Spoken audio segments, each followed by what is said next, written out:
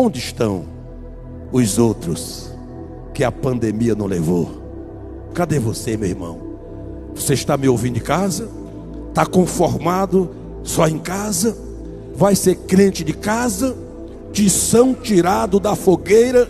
A tendência natural é apagar.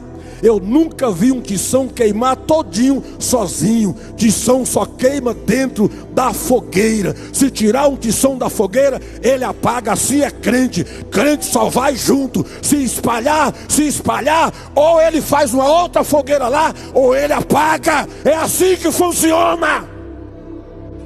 Está na hora de você voltar para a igreja. Senão vai apagar de vez.